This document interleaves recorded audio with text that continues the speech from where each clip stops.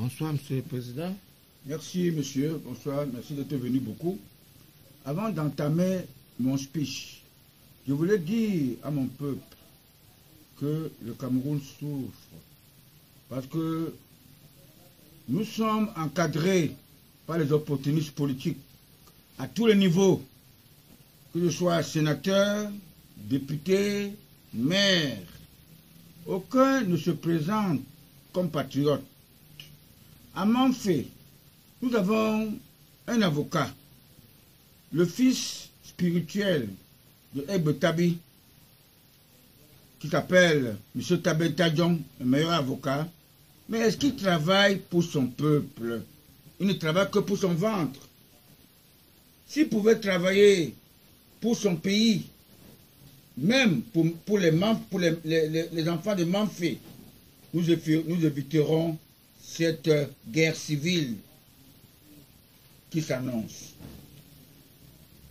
Le vieux Moukete du sud-ouest, qui a les moyens, tous ces gens, le plus grand sénateur du monde entier, on éviterait cet affrontement que vous appelez terrorisme dans notre propre pays, organisé par les pilleurs.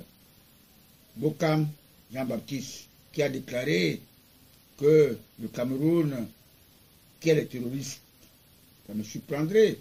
Et un journaleux a pris le président Paul Biya en otage et lui a fait dire la même chose.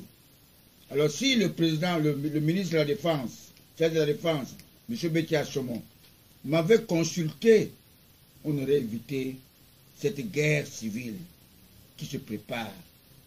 Je suis venu chez lui lors du décès d'Aristide, pas parce qu'il est gouverneur. Dans ta tête, il croyait parce qu'il est gouverneur. Je suis venu parce qu'il devrait, parce que son fils Aristide devait se rendre au paradis. Ce n'est pas donné. C'est comme le feu Joseph, le feu Kadji qui va au paradis depuis le 13 septembre. C'est notre Père, Dieu d'Abraham, le Père de Jésus-Christ, le Père de notre Sauveur. J'avais même dit au pape François d'éviter de dire délivre-nous du malin. Il faut dire délivre-nous du malin, reptile, le Satan, que de dire délivre-nous du mal à la mission catholique. J'avais dit ça. C'est moi qui ai demandé au pape François de faire à ce qu'on puisse inhumer l'évêque Benoît Mbala pour éviter son admission au paradis. Pour retarder son admission au paradis. Parce que j'avais vu ce que ça pouvait occasionner. Mes très chers panafricains, camerounaises, camerounais, je fus un ancien frater de la Rose-Croix à Mok. J'y suis allé dans cette voie ésotérique pour apprendre, pour me cultiver. Si j'avais un doctorat en philosophie, comme mon frère aîné, le professeur Kamga Victor, qui avait intitulé son ouvrage le banditisme politique à l'ère du renouveau. Par ignorance, je ne serais pas entré dans la Rose-Croix. Durant ma période d'enseignement, avec les monographies qu'on nous envoyait, j'ai pu obtenir un bac plus 14 et ma rentrée dans la défense SNEC le 29 décembre. Ma retraite, pardon, le 29 décembre 2009, j'ai démissionné dans la Rose-Croix à Mok, car on ne peut pas servir de maître.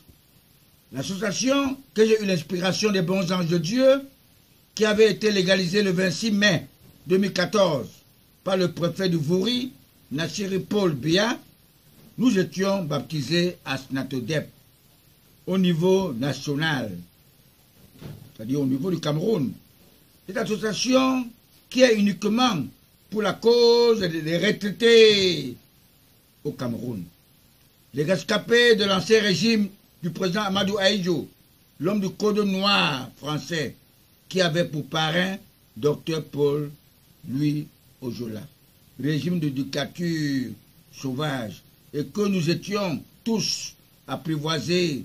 Tous ceux qui levaient la tête furent considérés comme les maquisards. Et vous savez, du moins, notre professeur Nicolas Pondo avait été exécuté parce qu'il avait déclaré que le pétrole du Cameroun est déjà vendu en France. Pour cette raison, il a mérité la mort.